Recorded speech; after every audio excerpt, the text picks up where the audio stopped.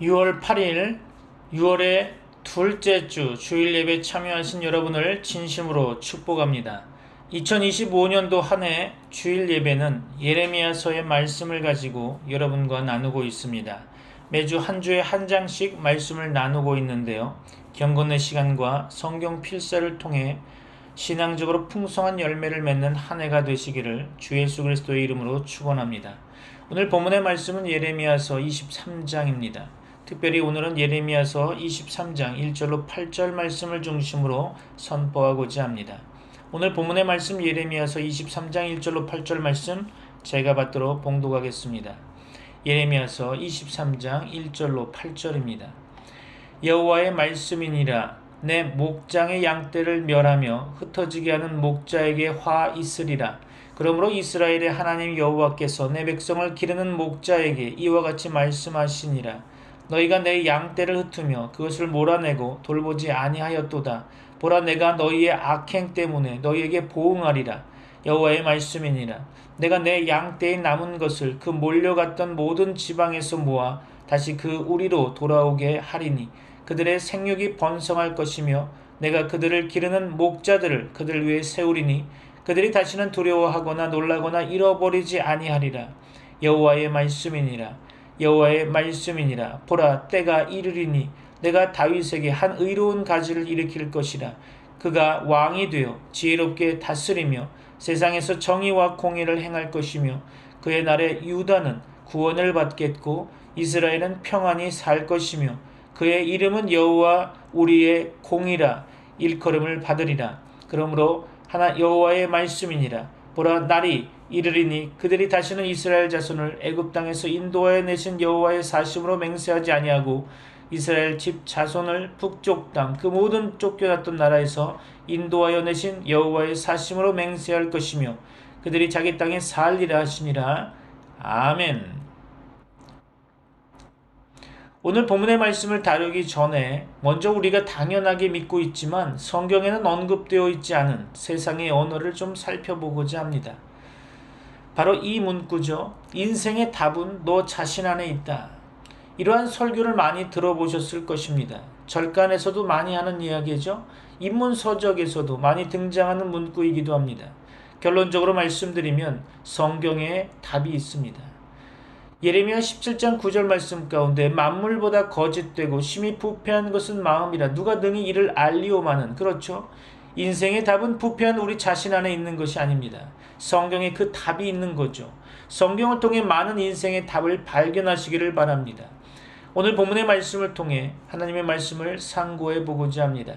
오늘 본문에서는 첫째로 태만한 목자들에게 주시는 두려운 말씀이 나옵니다. 하나님께서는 그들에게 위탁하신 신뢰와 책무에 대해 그들과 셈하실 날이 임박하고 있는 거죠. 목자들에게 화 있으리라. 그들은 목자로 세움을 입어서 인도하며 먹이며 보호하고 돌봐야 할 양떼가 있었죠. 그들은 그 양떼의 목자가 되어야 마땅합니다. 그러면서도 그들은 그 양떼의 소유자가 아니죠. 하나님께서는 본문에서 그들을 내 목장의 양무리, 즉 내가 이해관계를 가지고 있어서 좋은 목장을 제공한 나의 양물이라고 표현하십니다.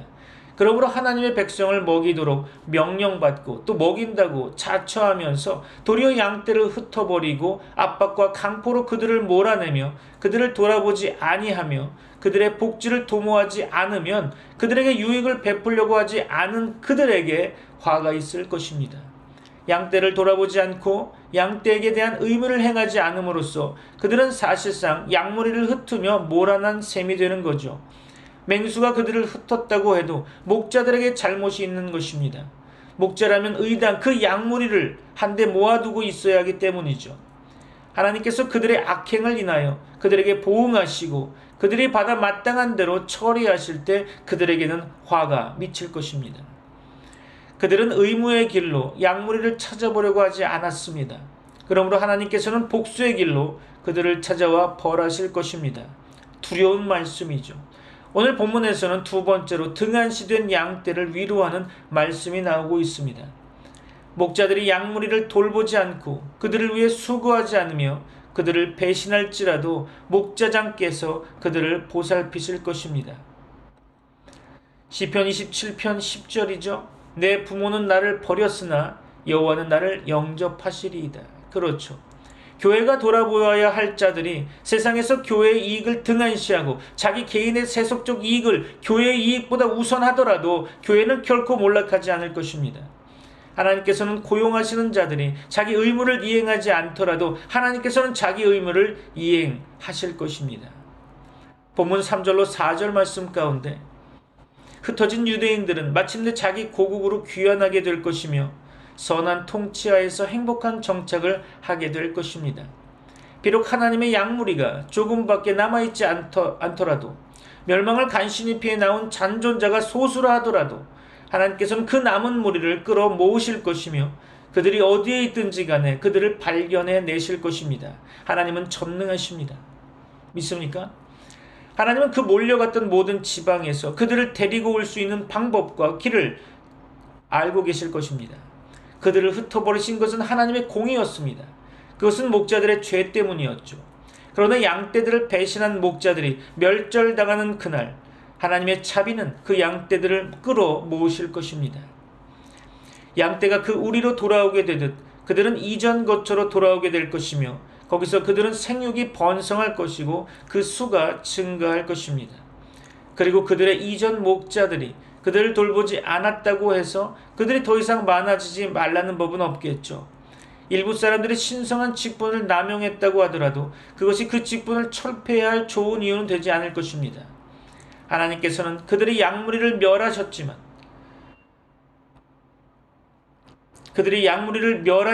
내가 목양을 자기 본분으로 삼는 목자를 다시 세우리라고 말씀하십니다.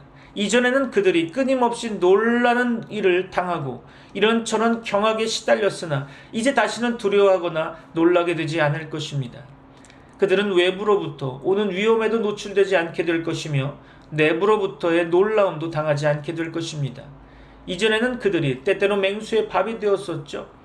그러나 이제는 어느 누구도 죽거나 잃어버리지 않게 될 것입니다.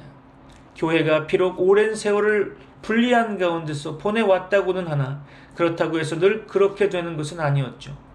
스룹바벨이나 느헤미야와 같은 목자들은 여호야김이나 여고냐가 누리던 호화판 속에서 살지는 못했지만 그와 같은 두각을 나타내지도 않았었죠. 그러나 다른 사람들이 백성에게 큰 역병 같은 존재였음에 비해 그들은 백성에게 큰 축복이 되었습니다. 교회의 평강은 교회를 지배하는 자들의 화려한 것과 밀접히 관련되어 있는 것은 아닙니다.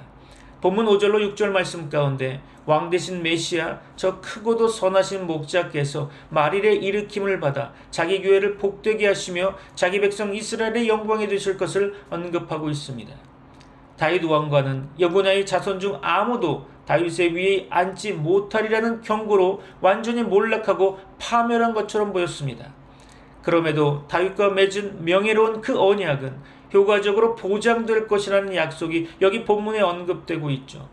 그 언약에 의해 다윗 왕과는 폐허 속에서 일으킴을 받아 어느 때보다 광채를 더 발하게 될 것이며 솔로몬 시대보다 더 빛나게 될 것입니다. 예레미야에서는 이사야서보다 그리스도에 대한 예언이 많이 나와 있지는 않습니다. 그러나 우리는 여기서 그리스도께 대한 한 가지 예언과 접하게 되는데요. 그것은 몹시 혁혁한 예언일 것입니다. 두말할 것도 없이 예레미야 선지자는 여기 본문 가운데 바로 그리스도께 대해 이야기하고 있는 것입니다. 그의 첫 마디가 오랜 세월이 지나야 이 약속이 성취되리라는 것을 암시하고 있죠. 때가 이를 것이지만 아직은 당도하지 않았다. 내가 그를 볼 것이나 아직은 아니다. 그렇죠. 그러나 나머지 말씀은 전부 그 약속의 성취가 영화스러울 것이라고 암시해주고 있죠. 오늘 본문에서 그리스도는 다윗의 가지로 비유되고 있습니다.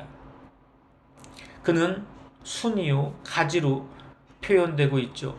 싹이나 새로운 줄기처럼 그 출현은 미천하고 그 시작은 사소하며 보기에는 땅에서 나온 것 같으나 자라면서 푸르르게 되고 커지면서 많은 열매를 맺게 되는 거죠. 다윗 왕가에서 나온 가지는 보기에 마른 땅에 파묻혀 있는 줄기 같아서 소생할 것 같지도 않아 보였습니다. 그리스도는 다윗의 뿌리요 자손이죠. 다윗의 뿌리는 그리스도에게서 돋아납니다. 그분은 하나님이 일으키시는 가지인 거죠. 하나님은 그리스도를 구별하사 세상에 보내셨고 그분에게 사명과 자격을 부여하셨습니다.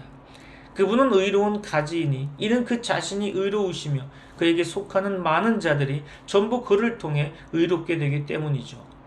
그분은 대언자로서 의로우신 분이신 예수 그리스도이십니다. 본문에서 그리스도는 자기 교회의 왕으로 언급되고 있죠.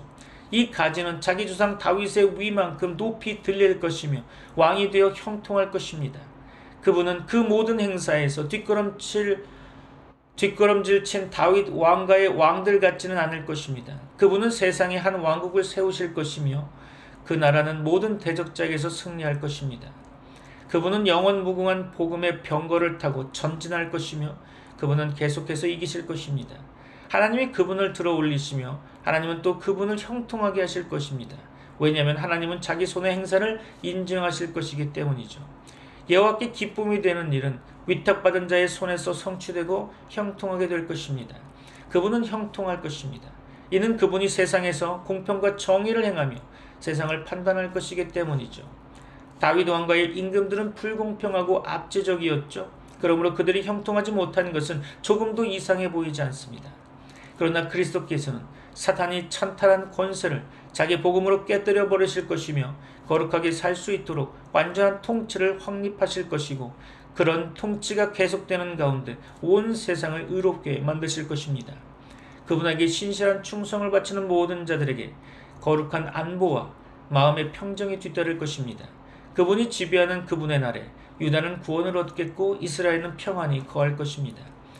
즉 믿음의 조상 아브라함과 기도의 조상 야곱의 모든 영적 자손들은 하늘의 저주와 지옥의 악의로부터 보호받을 것이며 율법의 포박으로부터 특별 사면을 받을 것이며 사탄의 권세에서 구출될 것이고 죄로부터 구원받을 것입니다. 그들은 죄의 유죄 판결과 죄의 지배에서 구원을 받아 평안히 거할 것이며 모든 해받음을 두려워하지 않게 될 것입니다. 장차 임할 진노로부터 구원받을 자들은 현재 평안히 거할 수 있을 것입니다. 하나님이 우리를 위하시면 누가 우리를 대적하겠습니까? 그리스도께서 우리 영혼 속에서 왕노릇하시고 우리 영혼의 제일 높은 곳에서 정사를 펼치시는 그날 우리 영혼은 평안히 거하게 될 것입니다. 그분은 오늘 본문에서 여호와 우리의 의라고 우리의 공의라고 지칭되고 있습니다. 그렇다면 우리는 오늘 몇 가지 사실을 확인해야 되겠죠. 첫째로 그분은 누구입니까? 그분은 하나님으로서 여호와이십니다. 여호와는 영원 자존자의 이름으로서 그분의 영원성과 자존성을 나타내는 용어이죠. 그분은 중보자로서 우리의 의가 되십니다. 그분은 인간의 죄에 대한 하나님의 공의를 충족시킴으로써 영원한 의를 가져오셨고 은혜의 언약 안에서 우리를 그 의에 따르도록 하신 것입니다. 즉 우리가 믿음으로 그 언약에 동의하면 그 의는 우리의 의가 되는 것이죠. 그분이 여호와 우리의 의라는 것은 그가 어떤 피조물도 될 수 없는 우리의 의라는 것을 의미하는 것입니다. 그분은 전능하시고 영원하신 공의이십니다. 우리의 모든 의는 그에게서 얻는 것이며 우리의 모든 의는 그로 말미암아 존재하고 우리는 그 안에서 하나님의 의가 되는 것입니다. 둘째로 이에 대한 고백과 선언을 살펴보게 되면 그 이름은 여호와 우리의 공의라 일컬음을 받으리라. 그렇죠. 그분은 우리의 의가 되실 뿐만 아니라 그렇게 알려지기도 하실 것입니다. 하나님이 그를 이 이름으로 부르실 것은 그를 우리의 의로 지명하실 것이기 때문입니다. 이스라엘은 그를 그 이름으로 부를 것입니다. 그리고 모든 참된 선지자들도 그를 그렇게 부를 것이며 그 이름으로 말미암아 우리의 탄원은 용납되고 우리는 하나님 앞에서 의롭다는 칭함을 받고 우리 죄는 사함을 받으며 우리는 그분의 은총 속에서 거두어 들여지게 될 것입니다. 우리는 그리스도께서 죽으셨다가 다시 살아나셨다는 것밖에 내세울 곳이 없죠. 그래서 우리는 그리스도를 우리 주님으로 모시고 있는 것입니다. 믿습니까? 본문 7절로 8절 말씀 가운데 유대인이 바벨론에서 귀환한 뒤 후일에 임할 그 큰 구원은 애굽에서의 구원을 무색하게 할 정도로 빛나게 된다는 것이죠. 그들이 다치는 이스라엘 자손을 애굽 땅에서 인도하여 내신 여호와의 사심으로 맹세하지 아니하고 이스라엘 집 자손을 북방 땅에서 인도하여 내신 여호와의 사심으로 맹세하리라. 그렇죠. 이 말씀은 앞선 예레미야서 16장에서도 언급한 바 있죠. 그러나 여기서는 16장 말씀보다 더 명백하게 메시아의 날을 가리키는 것 같이 보이며 두 구원을 비교한다기보다는 이들 구원 뒤에 점차로 바뀌어간 교회의 두 가지 상태를 비교하는 것 같습니다. 시간적 비율을 살펴보면 그들이 애굽에서 나온 지 꼭 480년 만에 솔로몬은 성전을 건립하게 됩니다. 그리고 아주 기적적으로 애굽에서 구출된 이 민족이 점차로 전성기, 즉 그 절정에 이르게 되었던 거죠. 또 그들이 바벨론에서 귀환한 지 꼭 490년 만에 왕 대신 메시아께서는 복음 성전을 세우셨던 것입니다. 이것은 바벨론에서 그토록 경이적으로 구출된 이 민족의 최대 자랑거리였겠죠. 솔로몬 시절의 영광이 현세적이요, 이 민족의 첫 번째 영광이었다면 두 번째 영광, 특히 복음교회로 옮겨간 영광은 영적인 영광이었을 것입니다. 두 번째 영광과 비교하면 첫 번째 영광은 영광이라고 할 수 없을 정도로 복음교회의 영광은 빼어나고 아주 혁혁한 것이죠. 말씀을 마무리하려고 합니다. 결단의 시간이 되시기를 바랍니다. 자신의 명예와 이익만 구하는 유다의 왕과 방백들은 불법과 폭력으로 양들을 멸하며 흩었습니다. 양들은 방황하며 뿔뿔이 흩어져 갔죠. 그러니 하나님께 어찌 노하시며 보응하지 않으시겠습니까? 하나님께서는 훗날에 친히 이스라엘 백성의 양무리에 남은 자들을 고국으로 돌아오게 하시며 그들로 번성하게 하실 것입니다. 본문은 메시아에 대한 예언도 언급되고 있죠. 하나님의 정하신 그때에 메시아께서 오실 것입니다. 그는 다윗에게서 나는 한 의로운 가지라고 불리시겠죠. 그것은 그가 육신의 족보로는 다윗의 자손이시며 의로운 왕이심을 뜻하는 것입니다. 그의 날에 유다 백성은 구원을 얻을 것입니다. 그의 이름은 여호와 우리의 공이라고 불리게 되죠. 아브라함과 다윗의 자손 예수 그리스도께서는 모든 믿는 자들을 위해 의를 이루셨습니다. 로마서 10장 4절이죠. 그리스도는 모든 믿는 자에게 의를 이루기 위하여 율법의 마침이 되시니라. 그렇죠. 또한 고린도전서 1장 30절 말씀 가운데 너희는 하나님으로부터 나서 그리스도 예수 안에 있고 예수는 하나님으로부터 나와서 우리에게 지혜와 의로움과 거룩함과 구원함이 되셨으니 그렇습니다. 구주 예수 그리스도께서는 우리의 의가 되셨습니다. 이스라엘과 유다 백성은 다 멸망하여 북방 땅 곧 아수르 나라와 바벨론 나라의 포로로 오랫동안 살다가 거기로부터 고국으로 돌아오게 될 것입니다. 그때 그들은 애굽 땅에서 인도하여 내신 여호와의 이름을 맹세하기보다 북방 땅에서 인도하여 내신 여호와의 이름으로 맹세하게 될 것입니다. 이스라엘 백성이 북방 땅으로부터 고국으로 돌아오는 것은 메시아로 말미암아 구원 얻는 일을 예표하는 것이죠. 오늘 말씀을 정리하면 첫째로 거짓 선지자들은 귀에 듣기 좋은 헛된 평안을 전하게 될 것입니다. 유다 백성은 그들을 분별하고 그들의 말을 듣지 말아야 하는 거죠. 오늘날에도 거짓 목회자의 설교는 헛된 평안과 축복과 위로가 많아 보입니다. 그들의 설교에는 하나님의 뜻인 죄의 지적과 책망이 없죠. 우리는 이러한 거짓 목회자들을 분별하고 그들의 말을 거절해야 할 것입니다. 둘째로 하나님의 뜻은 죄를 버리라는 것입니다. 우리는 악행과 음란과 거짓을 버려야 합니다. 이런 죄 때문에 하나님의 화가 있고 보응이 있으며 징벌과 재앙이 있고 진노가 있는 것입니다. 우리는 하나님의 책망을 싫어하지 말고 잘 받으며 악을 버리려는 몸부림이 있어야 할 것입니다. 죄의 지적과 책망을 잘 받아서 회개하는 자는 지혜를 얻게 되고 참된 평안을 얻게 될 것입니다. 우리들은 영생에 이를 자들입니다. 여러분의 삶 속에서 그리스도의 향기가 나기를 주 예수 그리스도의 이름으로 축원합니다. 기도하겠습니다. 지금은 우리 주 예수 그리스도의 은혜와 하나님의 사랑과 성령님의 교통하심이 트리니티 미라클 교회 모든 권속들과 세계 교회 위에 이제부터 영원까지 함께 있을지어다. 아멘. 둘째들 떨리는 흔들림 없네. 벽 위를 뛰어넘는 군대. 멈출 수 없는 그 발걸음, 그 무엇도 막을 수 없네. 하늘이 어두워지고 태양은 빛을 잃네.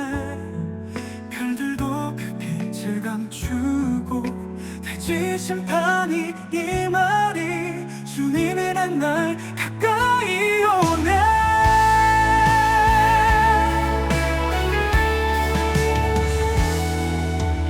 마주보며 나가도 길에서 서로 미치지 않네.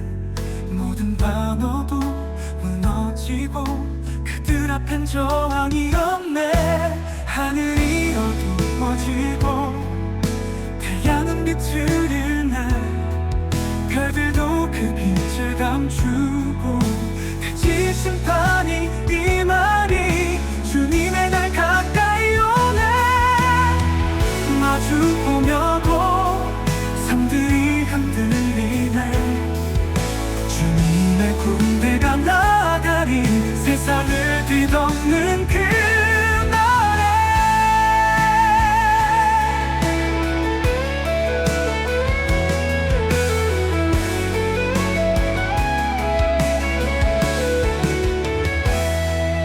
하늘이 어두워지고 태양은 빛을 잃네.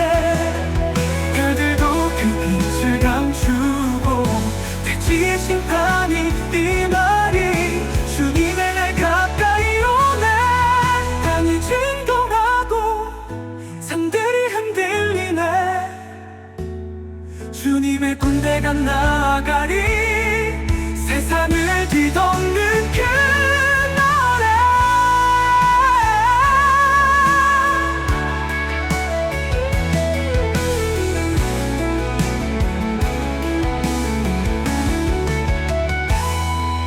하늘이 어두워지고 태양은 빛을 잃네. 별들도 그 빛을 감추고 대지의 심판이 임하리. 주님의 날 가까이 오네.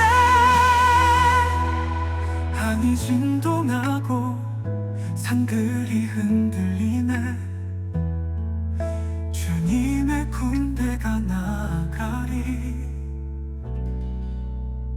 세상을 뒤덮는 그날에.